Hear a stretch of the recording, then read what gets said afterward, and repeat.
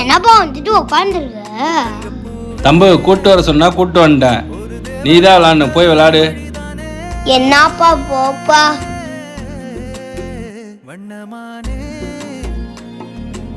மூஞ்சல ஆட்டி விடுமா. தம்பு, அம்மா ஃபோன் பேசிட்டு இருக்கேன், நீ போய் விளையாடு, அப்புறம் வந்து ஆட்டி விடுறேன்.